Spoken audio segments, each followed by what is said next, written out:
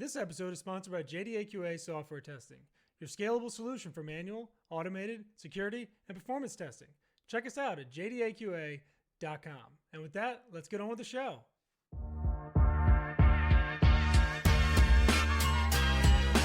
This is The First Customer, hosted by Jay Agner.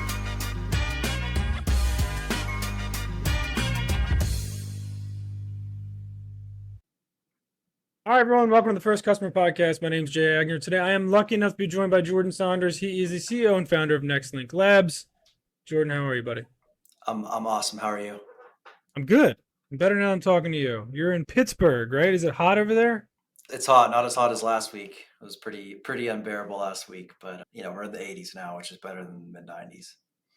Yeah, it was ridiculous last week. And then we went down to the shore to have a beach day, and it was probably 60 degrees. I couldn't believe it. It was ridiculous. It was cold. People had jackets on. So I guess it's all relative. So where did you grow up, buddy? And did that have an impact on you being an entrepreneur?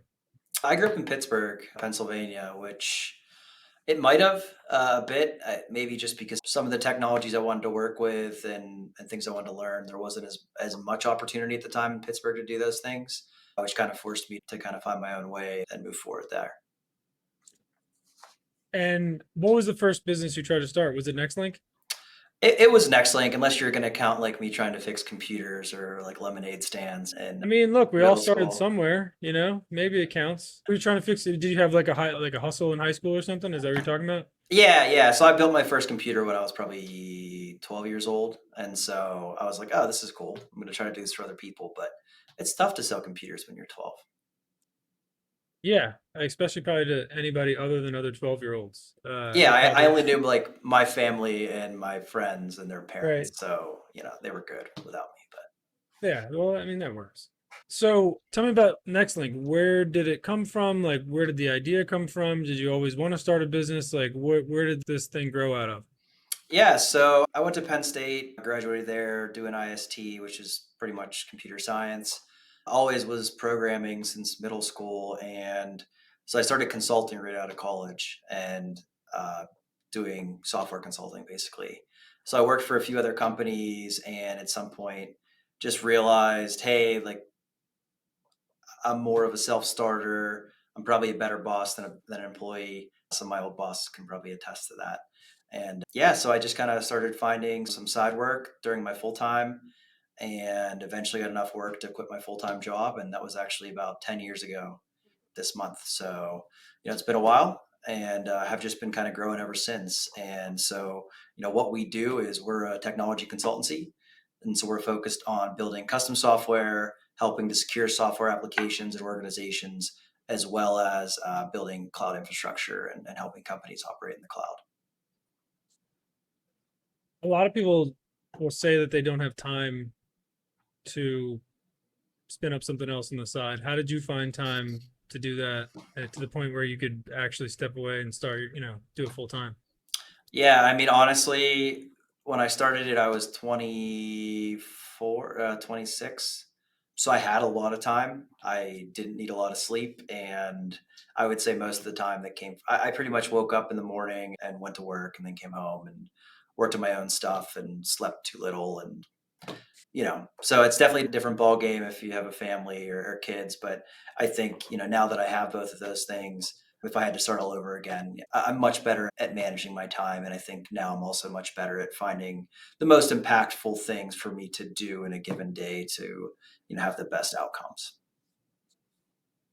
That's an interesting point. I think I'm getting better at that. I don't know if anybody else on my team would agree with that, but how did you find out what's the most impactful? A lot of trial and error, honestly. I think, and to your point, I'm still figuring it out. Like I know I'm moving in the right direction, and I think that's the kind of thing you don't measure over a week or a month. I think you measure it over quarters and years. But for me, it's now the stage company we're at. It's more how can I enable my team to be more impactful in the work that they're doing and have more success in the work they're doing, because I know that I'm only going to scale a limited amount, but my team ostensibly can scale much larger, and I can bring on more talented folks to fill in more gaps as we grow. And so, for me, it's been a big shift from trying to do everything myself to leveraging my team and really leaning on, their talents and their work versus, just me. How long did that take to make that transition from just you doing the work to bringing somebody else on to help, and then eventually, working on the business instead of in the business, as people like to say? Yeah, so I didn't bring on anybody full time until maybe 4 years in. That was intentional. I brought on some contractors, but I didn't want to hire anybody until I knew for sure that there was a future for them, right? Like I was kind of undecided if I was going to stay with like a service company or like a professional services company or a product startup. And until I made that decision, I didn't want to bring someone on because I just didn't think it was fair to sell them on something and then 6 months later kind of pull the rug and say, hey, we're going in a different direction. I hope you like it. So it took probably 3 or 4 years till I hired my first person full time, like W-2.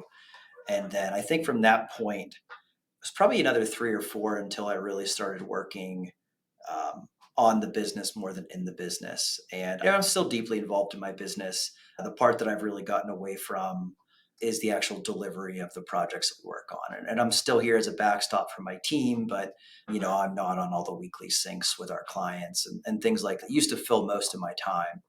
And that was a really big change, but I think it's been good for our clients, been good for me, it's been good for our company. So how did you do it?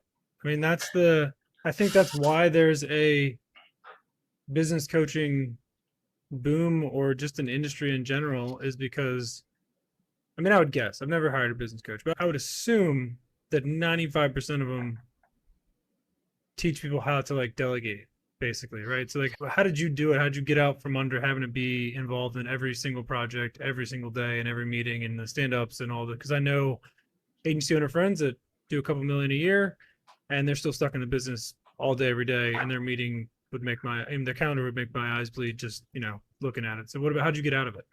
Yeah, I mean, it was a combination of a couple things. I think first and foremost, like I had to trust my team more than I probably had to trust them as much as I said I did, right? I always knew I needed to trust them and wanted to, but I think I had to truly do that. I think second, honestly, I just started blocking my calendar. I used to try to be on every meeting I could possibly be on. And it was really leading to a situation where my team was coming to me with everything.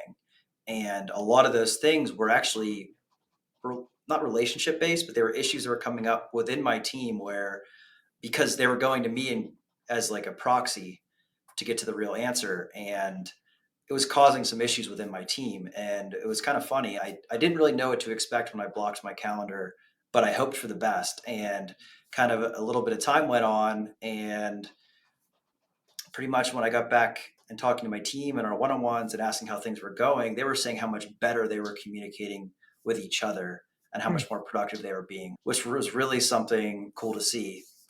I think one other big thing that I'd be remiss if I didn't mention is, and something I still struggle with, is I'm very much a doer. I want to do everything myself. And as in terms of like leadership types, I want to lead by example. And so I felt when I started getting more hands off, I think other than fear, the biggest thing I felt was guilt. I felt Hmm. guilty for not doing everything, even though my team was like, thank God you're not doing this. But for me, I felt like I was letting them down and I had to kind of come to terms with that. It was a big change. That is a big change. Did you read any business books or like self, and reflections to like, what did you do? Because it is a mindset shift. It's not just like, hey, I'm gonna do something different. It's like sometimes you have to hear it or be kind of coached through it, or whatever. Like, what was your method to get there? Was there any materials you used to help that? I mean, I read most of the popular business books. I wouldn't say that they helped tremendously with this. I mean, I did read Built to Sell, which I think was helpful, and I understood logically that at some point, if I want to exit or even if I want to grow past a certain point, it's not going to scale. I can't have my hands all over everything. It's just that's not. First of all, nobody wants to buy a company like that. Second of all, I don't think anyone wants to work at a company like that. And third of all, who wants to run a company like that? So I knew I had to get away from it. And I think it was just kind of trial and error until I figured out how to get involved in the right way. And once I got a little bit more hands off on certain things, there was another transition period, which I think I'm still at the tail end at, is where I'm trying to identify like, well, what is the CEO role, right? Like, what is my role now? And that's something that, I'm working with a coach now and helping to just kind of understand the things I should be doing, right? Mhm. Because it's dangerous, right? You want to push things forward and move things forward, but you don't want to go back to how it was before because that wasn't productive. No, I love that. What's your experience having a coach? Is it your first coach? And how long have you been kind of going through that process? It's been super fresh. I think I've only met with him twice, so it actually just started, about a Okay. month ago. But it seems great so far. It's definitely a relief. I think for me, I'm learning about myself. I'm learning about my journey, and I have somebody to complain to a little bit because no one wants to hear the CEO's problems, but a CEO coach kind of has to. So that's nice. And if your wife is anything like mine, she does not. That is, she will listen, but she does not want to hear all my bitching and moaning. How did you pick a business coach? I mean, good God Almighty, are we as agency owners bombarded with advertisements and direct messages and emails and everything? How did you possibly pick one out of the ocean of people? So it wasn't anybody that contacted me through outbound or anything like that. It was someone that I'm in a like founder community, and I had asked a question kind of hinting at some things I was going through, and he offered to just jump on a call, and we kind of connected, and then I asked what he did, and he's like, well, I help people through these things. And so also great lead gen by him, Yeah, I whether was gonna intentional say or that's a not. great pipeline, dude. Yeah, That's great. yeah. But at the same time, uh, it just felt like he could relate and I could relate to his journey. And I think in this case, this particular coach had gone through scaling a company and made an exit. So not just, there's a lot of coaches out there, which look, they may be great, but I think we're all a little skeptical if you're working with a coach that maybe hasn't gone through some of the things you're going through. So it's nice to talk to somebody that's experienced some things. I agree. And Built to Sell, I will second that as just a good book to, if you're stuck in the business, it's a good, I just like the way it's framed as a story about a guy, and like you, I've read most of the business books and I did the Blinkist thing for a while. And like, I think the biggest thing I realized is like, most of those books are exactly the same and they retread like the same kind of topics over and over again. And it's like, Built to Sell felt different, and I like the way it was framed. It's a really good one for people who haven't read it. It's actually free on Audible right now, I think. So I'll check it out if you haven't listened to it. So, what is your role now? We talked about it a lot, and you've identified what those things are. What is your job or jobs at NextLink? Yeah, so my company, we're still under 20 folks, just shy of 20.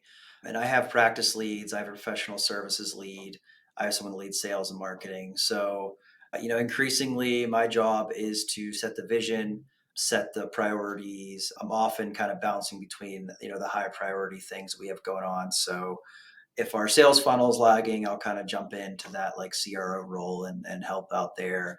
If we're doing fine there, having a little more problem with delivery, like I'll go in and try to do that. But I'm really shifting towards setting strategic direction, hiring, bringing in the right people, and just kind of evangelizing company, coming on podcasts with you, and yeah, again, helping to make sure that the company is set up for success and knowing what's ahead of us. I think that's something that I plan to do as long as I'm running this company. Are you engaging in an active partnership effort? Do you have partnerships? How important have they been? How important do you see them being for you guys? Like, what's your take on partnerships and kind of ecosystem led growth in general? Yeah, partnerships have been huge for us. A lot of our business last year came through a partner. At the same time, like we've definitely referred quite a few projects to other folks, things we don't do, and we've had that kind of reciprocated. And in a couple cases, we're working on some projects with another company where we kind of make a better joint offering than isolated offerings. So I think it's been great. I think it's been important. At the end of the day, when it comes to professional services like these bigger ticket sales items, like companies want to make sure that their investments are going to be successful and lead to a successful outcome.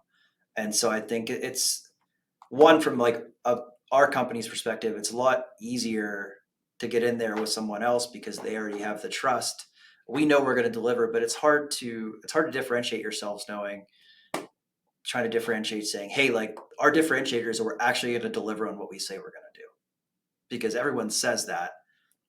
Our results say that we actually have done that, but everyone says that. And so I think it's nice when you have partnerships that you kind of know who to call when your clients have an issue that you can't help with. And so it's been really helpful for us. I think most companies that are in the same sort of space that you and I are in have found them to be successful. And yeah, there's some partnerships where it's a little bit more paper pushing or just trying to, take points on a deal and haven't found those to be very successful. But, I think when people are truly concerned with like the end customer's outcome, then those partnerships go great. Yeah, I could not agree more. I mean, and it may just be the type and size of our businesses that those like transactional partnerships aren't as attractive or like lucrative, but I enjoy the strategic ones much more anyway, like where you're developing a real relationship with somebody else, especially because they're, the ones that are solving problems to common client personas, right? Like if you have a bunch of the same client as I do and we both offer complementary services, why would we not, especially somebody who wants more leads, like why would you go one by one when you could potentially partner with somebody who has a portfolio of potential clients for you to get warm introductions off the bat? And like you said, the trust is there. And so yeah, I'm a huge advocate of partnerships, especially when they're done right and not just like you said, the paper pusher transactional kind are not my favorite. And I heard that early on from some smart business folks that I'm friends with. They're just like, we'll send you business, but we're not worried about referral fees and all this other stuff. Like, let's just make sure we're supporting each other and our clients. So I love that a lot. How much do you pay attention to personal brand as the CEO and, the face of the company and all these things? Like, do you put anything into that? Do you separate, is there a separate, Jordan from next thing? Cause it's kind of the same person, same thing, or how do you deal with it? Oh, geez, I hope it's the same person. I definitely know ones that it's not. So that's why they're definitely different people. Yeah, so I'm definitely putting more of a focus on building my personal brand, but I'm doing that for NextLink. I think I have some good insight to offer, both in growing a business as well as a lot of the technology things that I've learned over the years. And I just want to share that insight, and that's really what I hope when someone looks at my brand online, they think, hey, that's what he's offering, right? And I think that's very much in line with what NextLink does. And so to me, I think that's how I want to grow my brand. That's how I think about my brand. And honestly, that's how I think about NextLink's brand. Like we're a very honest, we're a very transparent, we're a very well communicating company. And I'd hope that my brand represents that, and as well as any of my senior leaders, and hopefully everyone in my company. And I think they do. But yeah, different people have different levels of comfort with growing their own personal brand, and that's been something I've observed. Love it. So who was your first customer? Yeah, so I knew you were going to ask me this question, and I would hope you would. I hope you were anticipating this at some point today. Yes. but my answer is I'm going to cheat because my first customer I got through my parents. Actually, it was a family friend. I built a Django app. That's an interesting story, but we'll leave that one aside. We'll go to 1B, if that's okay. So, Let's do so it. my first customer that I truly found they were a sports publication, and they had a website, like a pay blog, very similar like The Athletic, but before The Athletic. And I was subscribing to them, trying to get lots of news about the sports teams that I follow, and the site was crashing all the time. And so at some point I just reached out and just said, hey, like, do you need help? Because this is what I can help you with this stuff. And they were like, oh my God, please, we don't know what to do. Please help. And I think within like a day, I was over at their place, might have been a coffee shop or something. And, we figured something out and kind of just went forward from I there love and that. worked for a few years. That's a great story. That's very much like the entrepreneurs kind of like knocking on doors, mindset. I love that. Um, how big of an Eagles fan are you going to be this year because Saquon's on the team? I have to ask you. I love Saquon. I went to Penn State, so I have an interesting relationship with Philly sports because I didn't hate them, and I love my friends. But I don't know if you know this, but sports fans have a little bit of a reputation, A little bit, a little and bit. they can kind of rub you the wrong way. So I never hated the Eagles, but sometimes I do now. Sometimes you do. All right, that's fair. So you're black and gold, and that's fine. But of all the Philly sports teams, I think the Eagles. I used to like the Eagles in high school. Donovan McNabb was playing, T.O. Westbrook. That was a fun team. I was rooting against them when they were playing the Falcons and some Yeah, other no, teams that was back a in fun time. '04. And then the Dream Team was an interesting time as well. All right, one more question, non-business related. Obviously, that question wasn't business related either, but it was very important to talk about as sports fans. If you could do anything on earth and you knew you wouldn't fail, what would it be? Ooh, anything on earth? This is easy. I'd be a professional golfer. I'm obsessed with Professional golf. golf. Look at, I mean, not even a hesitation. You were waiting to tell somebody that you wanted to be a professional. Oh yeah, for sure. You could ask my wife. She thinks I'm still trying to be one, but That's I great. stink. That's I fine. love that answer. How often do you play? I try to get out at least twice a week, but Twice a it's week. tough. It's And you tough. got kids, right? How many kids do you have? I have two. I have a 2.5-year-old and a 6 or 7 month old. Oh, six. Wow, you got a trooper of a wife if she's letting you. I mean, you must have some nice like reciprocating deal there if you're getting out twice a week to the course. Yeah, That's pretty nice. I said I'd like to play twice a week. I think most Oh, weeks it's okay. All one. right. Okay. But I do my best, and my wife and I, we try to find some good balance to help us both kind of maintain our sanity. But we're definitely in it with the two little ones, that's for sure. Yes. But what else would we be doing, right? Enjoying our time, I guess. But well, it's been great talking to you, man. If people want to find out more about Next Link, how do they do that? And if they want to get in touch with you about anything they saw on the show, how do they do that? Sure. So, our website is nextlinklabs.com. You can probably see my name spelled under my face here. That's the website, Jordan at nextlinklabs.com. We're at Nextlink Labs on every, LinkedIn, Twitter, all that fun stuff. So you can reach me there. Any questions, and I'll be happy to answer anything you guys need. Beautiful. All right, man. Well, I'll leave this by saying go birds, and you can say whatever, it is that you like to say Go over there. birds. How about that? I won't show it to any, none of your family will see this, so it's fine. You can say it out loud. It was awesome talking to you, brother. Let's stay in touch and good luck with everything. We'll talk soon, all right? Thank you. You too. Thanks, Jordan. See ya. See ya.